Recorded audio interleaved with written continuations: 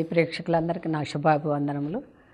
ప్రియ సహోదరి సహోదరులారా, పోయిన వారం 6వ మాట మాట్లాడుకున్నాం. దేవునికి ఏదంటే ఇష్టం అనే మాటలో 6 మాటలు మాట్లాడుకున్నాం. ఈ వారం 7వ మాట మాట్లాడుకుందాం. మంచి ప్రవర్తన అంటే దేవునికి చాలా ఇష్టం అంట. ప్రియ సహోదరులారా, దీన్ని బట్టి మనకేమర్థం అవుతుందంటే మనలో మంచి ప్రవర్తన ఉండాలి. మన ప్రవర్తన ప్రభు చూస్తున్నారు, అది మనం గుర్తుంచుకోవాలి. ప్రియ సహోదరులారా, మనం లోకస్తులం కాబట్టి, మనం మానవులం కాబట్టి మన ప్రవర్తనలో తేడాలు ఉండొచ్చు.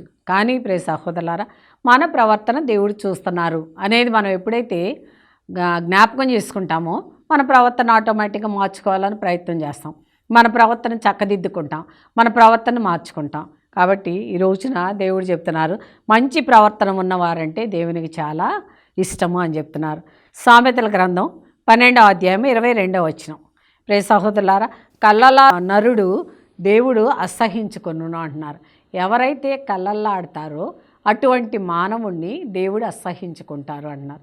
ఒకవేళ మనం కూడా ఒక్కొక్క సమయంలో అట్లా మాట్లాడవచ్చు, ఒక్కొక్క సమయంలో తప్పనిసరిగా కూడా మాట్లాడవచ్చు. కానీ సాధ్యమైనంత వరకు అవి తీసివేసుకోవాలి. అవంటే దేవునికి అసహ్యం, అసలు దేవునికి ఇష్టం లేదు కూడా కాదు, అసహ్యం అని బైబిల్లో ఉంది. కాబట్టి ప్రియ సహోదరులారా, ఆయనకు అసహ్యమైన పనులు మనం చేయకూడదు. కాబట్టి దేవుడు కళ్ళల్లాడేవాళ్ళంటే అసహించుకుంటారు. కాబట్టి ఈ రోజు నుండి నేను కళ్ళల్లాడకుండా జీవించడానికి తగిన బహుమతిని, తగిన శక్తిని నాకు ఇవ్వయ్యా అని ప్రభువుని అడగాలి. అదేవిధంగా ప్రియ సహోదరులారా, నిజం పలుకువాడు అతనికి ప్రీతితో చూడును అని చెప్తున్నారు. ఎవరైతే నిజం పలుకుతారో, అందుకే ప్రియ సహోదరులారా, నీతివంతులు అంటే ఆయనకి చాలా ఇష్టం అని చెప్పుకున్నాం. ఈ రోజున ప్రభు మరొక మాట ఏం చెప్తున్నారంటే, నిజం పలకాలి, అబద్ధాలు పలకొద్దు, నిజం పలకాలి. నిజం పలికిన వాళ్ళంటే నాకు చాలా ప్రేమ అని చెప్తున్నారు. కాబట్టి ప్రియ సహోదరులారా, ఉదయం లేచిన దగ్గర నుండి సాయంకాలం వరకు మనం నిజం పలకాలని పలుకుతూ ఉంటాం. కానీ ఒక్కొక్కసారి సమయం ఇబ్బంది కలిగించవచ్చు, ఒక్కొక్కసారి సమయంలో మనం అబద్ధాలు పలకాల్సి వస్తుంది. కానీ సాధ్యమైనంత వరకు అబద్ధం పలకకుండా ఉంటే దేవుడు మనల్ని ప్రేమిస్తాడు, దేవుడు మనల్ని ప్రేమతో చూస్తాడు. కాబట్టి ఆయన ప్రీతిగా ఉండాలి అంటే అబద్ధాలు ఆడకూడదు అని చెప్తున్నారు. ప్రియ సహోదరులారా, ఇక్కడ అసహ్యం అంటే సత్యస్వరూపి అయిన దేవుడు అబద్ధాలు అసహించుకుంటాడు అని. ఎందుకంటే ఆయన సత్యస్వరూపి, ఆయన నిజమైన దేవుడు, ఆయన అబద్ధాల కోరి కాదు. అడగండి నీకు ఇస్తానని చెప్పి ఏది అడిగితే అది ఇవ్వకుండా ఉండేటువంటి దేవుడు కానే కాదు. ప్రియ సహోదరులారా, అబద్ధం ఆడే దేవుడు కాదు. నీకు ఇస్తానని చెప్తే ఇస్తాడు తప్పకుండా. అందుకే ఇక్కడ ఆయన సత్యస్వరూపి కనుక నువ్వు కూడా సత్యంగానే జీవించు, నువ్వు కూడా అబద్ధాలన్నీ అసహించుకో, నువ్వు కూడా అబద్ధాలకు దూరంగా జీవించు అని ఈ రోజున ప్రభు మనల్ని హెచ్చరిస్తున్నారు. ప్రియ సహోదరులారా, ఈ హెచ్చరికను మనం అమల్లోకి తీసుకొని రేపటి నుంచి సాధ్యమైనంత వరకు అబద్ధాలు ఆడకుండా ఉండటానికి జీవిద్దాం. అదే కాకుండా అబద్ధాన్ని అసహించుకో, నువ్వు కూడా అబద్ధాన్ని, ఆయన ఏ విధంగా అబద్ధాలను అసహించుకుంటున్నారో అదేవిధంగా నువ్వు కూడా అబద్ధం ఏదైతే ఉందో దాన్ని అసహించుకో, దానికి దూరంగా పారిపో, దానికి దూరంగా జీవించు. ఎప్పుడైతే నువ్వు ఆ విధంగా జీవిస్తావో దేవుడి నీ దగ్గర అవుతారు, దేవుడి యొక్క అన్నేడలో నువ్వు ఉంటావు, దేవుని యొక్క ప్రేమలో నువ్వు ఉంటావని ప్రభు ఈ రోజున చెప్తున్నారు. కాబట్టి ప్రియ సహోదరులారా, అంతరంగంలో సత్యాన్ని నాటుకోవాలి. లోపల మన అంతరంగం ఏదైతే ఉందో దానిలో సత్యాన్ని నాటుకోవాలంట, మంచిని నాటుకోవాలంట, దేవుని యొక్క మాటను నాటుకోవాలి. ప్రియ సహోదరులారా, ఆ నాటుకున్న రోజున నువ్వంటే దేవునికి చాలా ప్రేమ అని ఈరోజు ప్రభు మనతో పలుకుతున్నారు. కాబట్టి ప్రియ సహోదరులారా, మనల్ని దేవుడు ప్రేమించాలంటే మన యొక్క ప్రవర్తన మార్చుకోవాలి అన్నారు. దేవుడు అసహించుకునే కార్యాలు కొన్ని ఉన్నాయి. అవేంటంటే సామెతల గ్రంథం 6వ అధ్యాయము 16వ వచనం నుండి 19వ వచనం వరకు కొన్ని మాటలు ప్రభు చెప్పారు. ఈ మాటలు అంటే నాకు చాలా అసహ్యం. ప్రభువు అసహించుకునే 7 కార్యాలు ఉన్నాయంట. ప్రభువు అసహించుకునే 7 కార్యాలు ఉన్నాయి. అవేంటంటే, మొదటిది గర్వపు చూపు. మన చూపులోనే ఉంటుంది గర్వం. ప్రియ సహోదరులారా, మనం చూసినప్పుడు ఎదుటి వ్యక్తులకు అర్థం అవుద్దమ్మో ఎంత గర్వంగానో చూస్తున్నారని. ప్రియ సహోదరులారా, అటువంటి చూపులు అంటే దేవునికి ఇష్టం ఉండదు. కాబట్టి ఒకవేళ మనలో గర్వపు చూపులుంటే ఆ చూపులను మనం అణిచివేసుకోవాలి, ఆ చూపులు మనం తీసివేసుకోవాలి అని ప్రభు చెప్తున్నారు. రెండోది కళ్ళ కలలాడే నాలుక. ఆ నాలుకతో మనం ఎప్పుడైతే అబద్ధాలు చెబుతామో ఆ శాపగ్రస్తమైన నాలుక అయిపోతుంది. ఆ నాలుకతో వచ్చే మాటలకు విలువ ఉండదు. ఆ నాలుకతో చెప్పే మాటలు ఎవరు కూడా లెక్క చేయరు, పట్టించుకోరు ప్రియ సహోదరులారా. కాబట్టి నాలుకను యెషయా చెప్తున్నారు, అయ్యా నా నాలుకను కాల్చయ్యా, నా నాలుకని కాల్చయ్య, నా నాలుకతో కళ్ళల్లాడే మాటలు మాట్లాడాను, అబద్ధపు సాక్ష్యాలు చెప్పాను, అబద్ధపు మాటలు చెప్పానేమో, ఇవన్నీ కూడా తీసివేయటాను, నా నాలుకను కాల్చయ్యా అని చెప్తున్నారు ప్రియ సహోదరులారా. అదేవిధంగా ఈ రోజున మన నాలుకను కూడా కాల్చమని అడగాలి. యెషయా ఏ విధంగా నాలుకను కాల్చావో ప్రభువా, అదేవిధంగా నా నాలుకను కూడా కాల్చయ్యా అని చెప్పాలి. మొదటి గర్వపు చూపు అంటే దేవునికి ఇష్టం ఉండదు. రెండోది కళ్ళల్లాడే నాలుక అంటే దేవునికి ఇష్టం ఉండదు. మూడోది ప్రియ సహోదరులారా, నిర్దోషులను చంపు చేతులు. ఏ నిర్దోషులైతే ఉన్నారో అటువంటి వాళ్ళని చంపేటటువంటి చేతులు అంటే నాకు ఇష్టం ఉండదు అని చెప్తున్నారు. ఇక్కడ ఏంటంటే ప్రియ సహోదరులారా, మాటల ద్వారా చంపుతాం, క్రియల ద్వారా చంపుతాం, నిజంగా చంపుతాం. చాలా రకాలు ఉన్నాయి. మనం ఇతరులని మాటలు ఎప్పుడైతే సూటిపోటి మాట్లాడతామో, లేకపోతే తగులొచ్చే మాట్లాడటం, లేకపోతే ఇబ్బందికరమైన మాట్లాడటం, వాళ్ళని మానసికంగా చంపేస్తాం ప్రియ సహోదరులారా. ఎదుటి వ్యక్తుల్ని మానసికంగా చంపేస్తాం. అటువంటి వాళ్ళంటే దేవునికి అసహ్యము అని చెప్తున్నారు. అదేవిధంగా కుట్రపన్ను హృదయం. ప్రియ సహోదరులారా, హృదయంలో కుట్ర పన్నుతూ ఉంటాం. లోపల హృదయంలో అంతా కూడా కుట్ర ఆలోచనలు, పైకి మాత్రం హాయ్ హోయ్ అని చక్కగా మంచిగా మాట్లాడతాం, చాలా మంచివాళ్ళలాగా నటిస్తాం, చాలా మంచివాళ్ళలాగా మాట్లాడుతూ ఉంటాం. అటువంటి చెడ్డ మాటలు, కుట్ర పన్నే హృదయాలంటే దేవునికి ఇష్టం ఉండదు. లోపలంతా కూడా వాళ్ళు పడిపోవాలి, వీళ్ళు పడిపోవాలి, వాళ్ళు పాడైపోవాలి, వీళ్ళు పాడైపోవాలి, వాళ్ళ జీవితం చక్కగా ఉండాలి, వాళ్ళ కుటుంబం కంటే నాదే బాగుండాలి, వాళ్ళ ఆరోగ్యం కంటే నా ఆరోగ్యం బాగుండాలి అని ఏదేదో ఊహించుకుంటూ ఉంటాం హృదయంలో. అంటే నా డాగు పడిపోతుంది ప్రియ సహోదరులారా ఆ హృదయం. చూడండి, గంప నిండా యాపిల్స్ ఉన్నాయి. ఆ యాపిల్స్లో మనం ఒక పెద్ద పండు ఉంది, ఆ పెద్ద పండుకి చిన్న డ్యామేజ్ ఉంది, కానీ ఆ పండుని తీసి పక్కన పెడతాం. ఎందుకంటే అది చిన్న డ్యామేజ్ అయినా సరే, పండు పెద్దదైనా సరే దాన్ని ఇష్టపడం. ఫ్రెష్గా చక్కగా డ్యామేజ్ లేనటువంటి పండును చూసి అది తీసుకుంటాం మనం. ఎందుకంటే ఆ యొక్క డాగ్ అనేది ఇష్టం ఉండదు. అట్లానే ప్రియ సహోదరులారా, నీ హృదయానికి డాగు పడ్డప్పుడు అట్లాంటి హృదయం అంటే దేవునికి ఇష్టం ఉండదంట. కాబట్టి ఒకవేళ నా హృదయంలో ఏదైనా డాగు ఉందా, నా హృదయంలో ఏదైనా మచ్చ ఉందా, నా హృదయంలో ఏదైనా దేవునికి ఇష్టమైనటువంటి ఆ యొక్క ఉందా మార్పు అని ప్రియ సహోదరులారా, ఈ రోజున మనం దేవుణ్ణి అడుగుదాం, అయ్యా నా డాగుని తీసివేయి ప్రభువా అని అడుగుదాం. కుట్రపన్ను హృదయం అంటే దేవునికి ఇష్టం ఉండదంట. ఐదోది ప్రియ సహోదరులారా, చెడ్డను చేయుటకు పరుగుడు పాదములంటే దేవునికి ఇష్టం ఉండదంట. చెడ్డ చేయటానికి పరుగెత్తుతూ ఉంటాం. ఆమె దొంగతనం చేసేవాడు దొంగతనం చేయటానికి పరుగులు తీస్తూ ఉంటాడు. ఎక్కడ దొంగతనం చేస్తే మనం ఏది దొరుకుద్ది, మనకి ఏది మనకు సంపదలు పెంచుద్ది అని పరుగెడుతూ ఉంటాడు. అదేవిధంగా తప్పు చేసేవాళ్ళు కూడా తప్పు కోసం పరుగెత్తుతూ ఉంటారు. అదేవిధంగా ప్రియ సహోదరులారా, ఎక్కడ మోసం ఉందో, ఎక్కడ అక్రమంగా డబ్బు సంపాదించవచ్చు అక్కడికి పరిగెత్తుతూ ఉంటాం. అటువంటి పాదాలంటే దేవునికి ఇష్టం ఉండదంట ప్రియ సహోదరులారా. ఒకవేళ మనం కూడా అటువంటి పాదాలు ఏమన్నా ఉంటే, వాక్యం చెప్పే పాదాలు చాలా గొప్ప పాదాలని చెప్తున్నారు.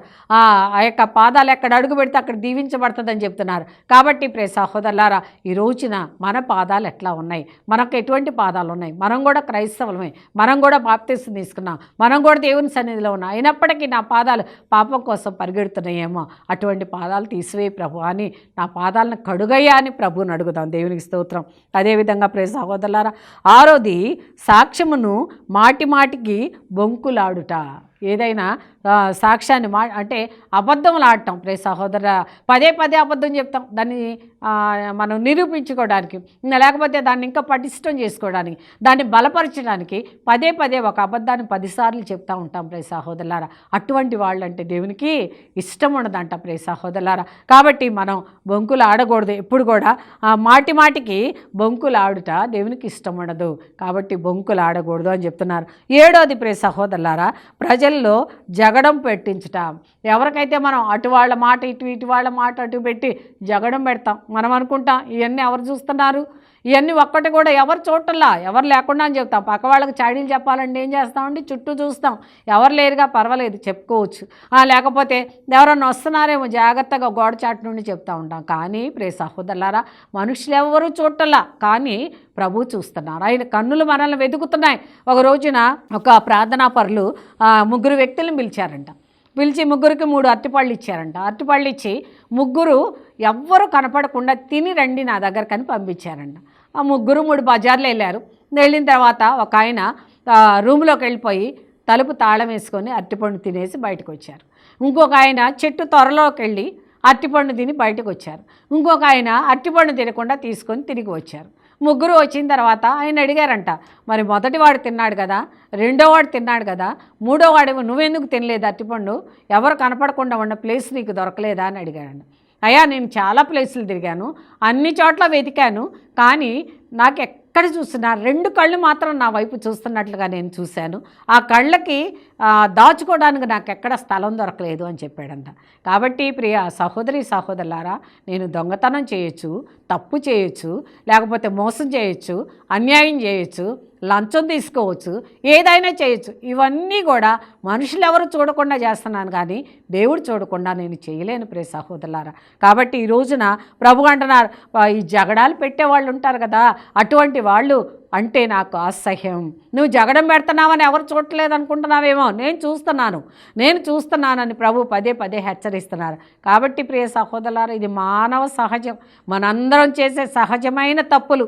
కానీ ప్రభు చెప్తున్నారు హెచ్చరించి, సాధ్యమైనంత వరకు నీకు ఆ తప్పులు పోవాలని ప్రభువుని అడుగు. అటువంటి సమయం, అటువంటి కార్యక్రమం నా దగ్గరకు రాకుండా చేయండి ప్రభు అని నువ్వు ప్రభువుని అడుగు. తప్పకుండా నీ ప్రభు నీ చేయి పట్టుకొని నిన్ను నడిపిస్తారు, నిన్ను దీవిస్తారు, ఆశీర్వదిస్తారని చెప్తున్నారు. కాబట్టి ఈ రోజున సామెతల గ్రంథం 6వ అధ్యాయం 16 నుండి 19వ వచనం వరకు ప్రభు చెబుతున్న అసహ్యమైన కార్యాలు.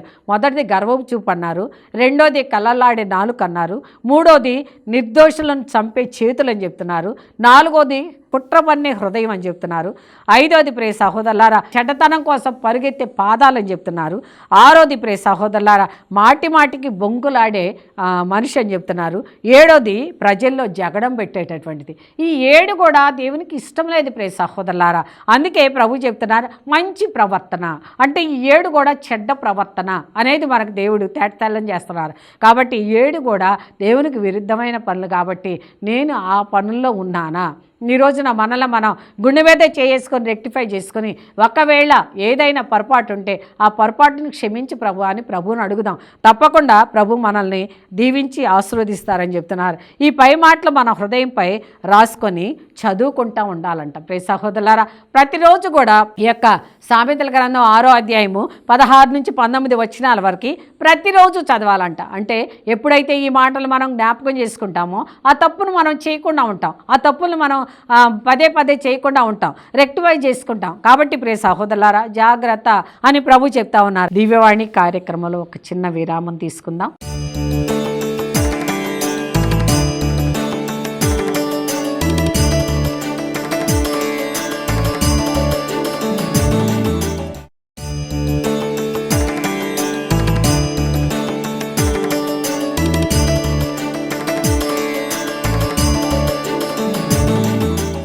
దివ్యవాక్కు కార్యక్రమం తిరిగి స్వాగతం. ప్రియ సహోదరులారా, అయితే ఇప్పుడు చెప్పారో ఆ మాటలన్నీ కూడా అసహించుకొని ద్వేషిస్తారంట.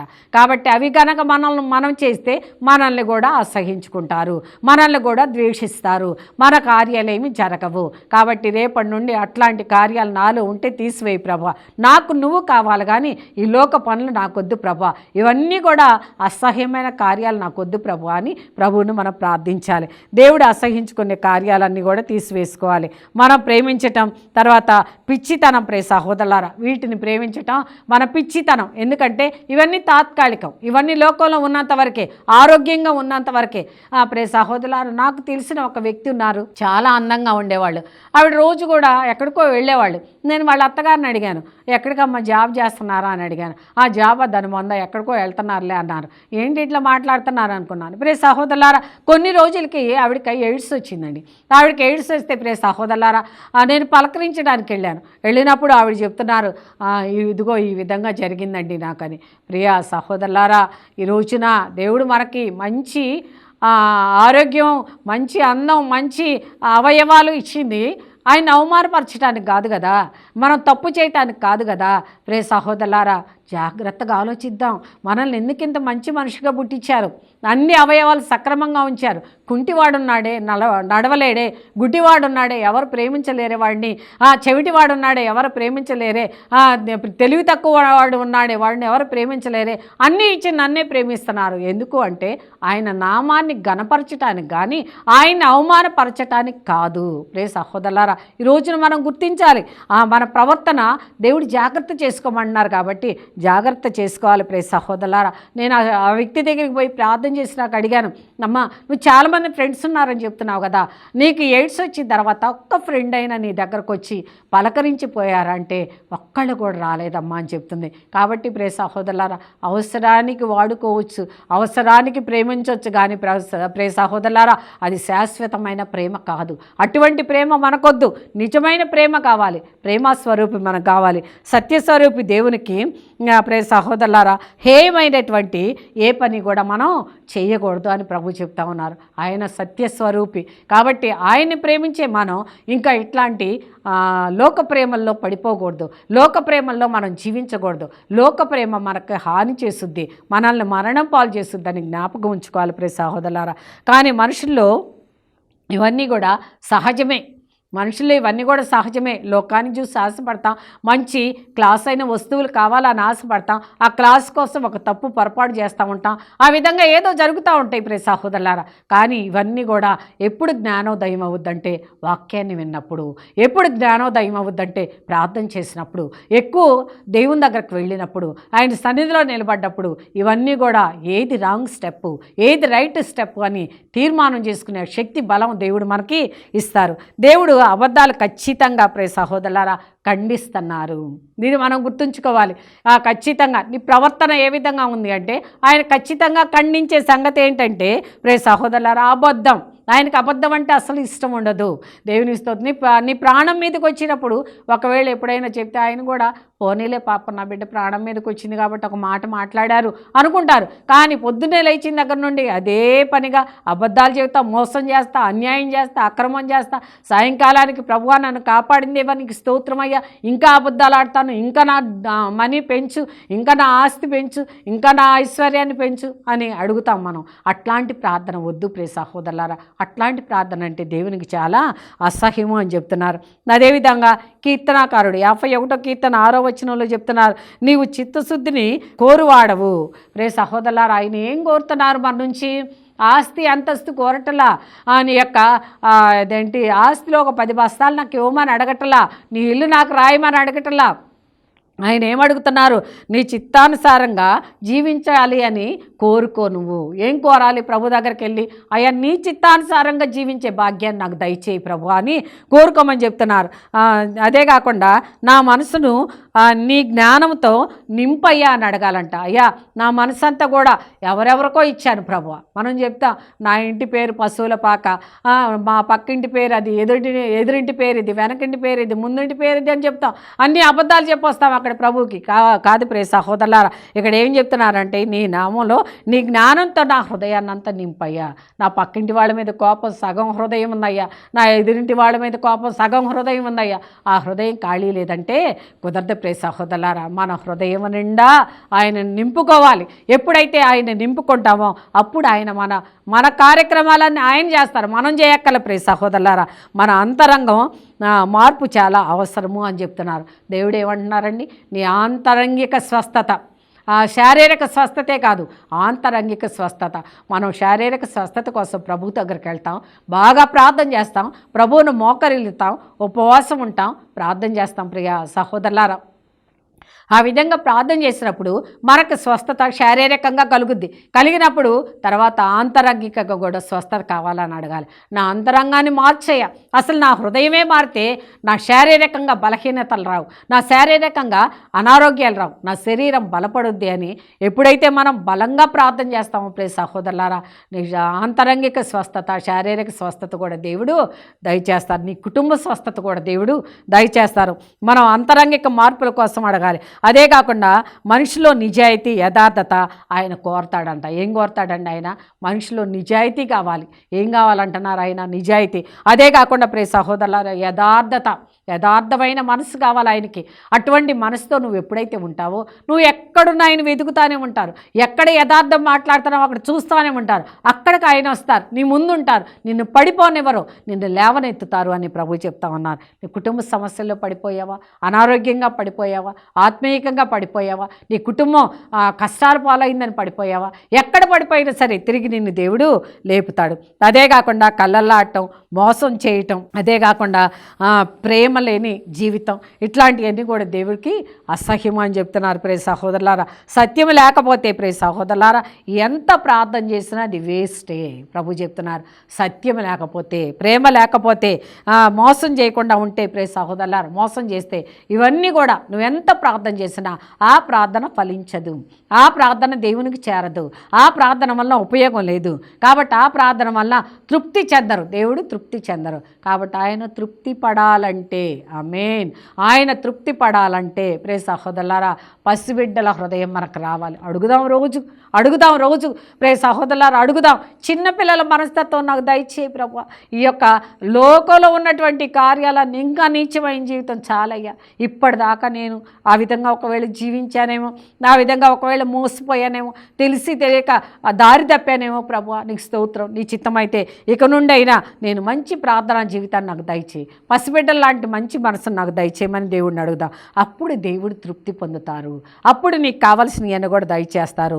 మనకు దేవుడు అటువంటి జ్ఞానం ఇవ్వాలి ప్రియ సహోదరులారా, ఆ జ్ఞానం ఇవ్వాలి. అయ్యా కీర్తనకారుడు, నీ మందిరంలో గడపడానికి నాకు మంచి జీవితాన్ని ఇవ్వయ్యా, అదే నా ఆశ అని అడిగినట్లుగా మనం కూడా ఆశపడదాం ప్రియ సహోదరులారా. ఆయన సన్నిధిలోనే ఎక్కువ ఉండాలి. నా పాపాలన్నీ కడుగు ప్రభువా. పక్షవాత రోగి ఏ విధంగా పాపాలన్నీ పశ్చాత్తాపడ్డప్పుడు నీ మంచాన్ని పట్టుకొని నువ్వు నడిచి వెళ్ళు అని చెప్పారో, అదేవిధంగా మనం కూడా పాపాలన్నీ పశ్చాత్తాపడ్డప్పుడు ప్రియ సహోదరులారా ఆంతరంగిక స్వస్థత ఇచ్చి, ఆంతరంగిక జ్ఞానాన్ని ఇచ్చి, ప్రభు యొక్క జ్ఞానిగా జీవించే భాగ్యాన్ని ఆ దేవుడు మనకి దయచేస్తారు. కాబట్టి నిందారహితమైన జీవితం జీవించేవాడు, తర్వాత ధర్మమును అనుసరించేవాడు, అదేవిధంగా సత్యాన్ని పలికేవాడంటే నాకు చాలా ఇష్టము అని ప్రభు చెప్తా ఉన్నారు. కాబట్టి ప్రియ సహోదరులారా కీర్తనకారుడికి ఆ విధంగా మార్చయ్యా అని అడిగాడు. మనం కూడా ఈ రోజున ఆ విధంగా మార్చయ్యా అని ప్రభువుని అడుగుదాం ప్రియ సహోదరులారా. దేవుడు తప్పకుండా మనల్ని మార్చి తీరుతారు, తప్పకుండా మనల్ని ఆయన మారుస్తారు. ఈరోజు ప్రభువు చెప్పిన వాక్యం ఏంటి? ఎవరంటే నాకు ఇష్టం అన్నారంటే మంచి ప్రవర్తన. అంటే దీని మాట అర్థం ఏంటంటే మన ప్రవర్తన దేవుడు చూస్తున్నారు. ఎక్కడ మాట్లాడినా, చాటున మాట్లాడిన, అగాధ లోయల్లో మాట్లాడిన, పెంట కుప్పలో పడిపోయి ప్రభువా అని పిలిచిన నీ స్వరాన్ని నేను వినగలనని దేవుడు అన్ని చోట్ల ఉన్నాడు. కాబట్టి జాగ్రత్త, మన ప్రవర్తనని మార్చుకుందాం అని చెప్తున్నారు. ప్రార్థన చేసుకుందాం. తండ్రి నీకు స్తోత్రం, యేసయ్యా నీకు స్తోత్రం, దేవా స్తోత్రం, తండ్రి స్తోత్రం. అయ్యా నా ప్రవర్తన ఏ విధంగా ఉందో చూసుకునే శక్తి బలం నాకు లేదు ప్రభువా, నీకు వందనాలు. నీ చిత్తమైతే ప్రభువా మమ్మందరినీ ఒక్కసారి చూడండి. మీకు ఇష్టమైన బిడ్డలు కాబట్టి ప్రభువా నీ సన్నిధిలో కూర్చోబెడుతున్నావు, ప్రార్థన చేయిస్తున్నావు, వాక్యాన్ని వినిపిస్తున్నావు, మార్పు కోసం నాయన ఎంతో ప్రయాసపడుతున్నావు ప్రభువా, నీకు స్తోత్రాలు. నీ చిత్తమైతే నాయన నీ ప్రయాస వృధా కాకుండా ప్రభువా అయ్యా మేము చక్కగా జీవించే భాగ్యాన్ని మాకు దయచేయండి ప్రభువా, నీకు వందనాలు. చక్కగా జీవించి మా యొక్క ప్రవర్తన మార్చుకొని ఆయన మంచి ప్రవర్తన జీవించేటట్లుగా సహాయం దయచేయండి. ఎందుకంటే మేము క్రైస్తవులం నాయన, నీ నామాన్ని అవమానపరచకూడదు ప్రభు. ఎక్కడ కూడా క్రైస్తవులు అంటే ఇంత నీచంగా జీవిస్తారా అనిపించకూడదు తండ్రి. అటువంటి జీవితాన్ని, మంచి జీవితాన్ని మా అందరికీ, మా కుటుంబాలకు, మా సంఘాలకి దయచేయమని, ఆటంకాలు ఏమైనా ఉంటే తీసివేయమని మా ప్రభు అయిన యేసయ్య పేరిట వేడుకుంటున్నాము తండ్రి. ఆమేన్.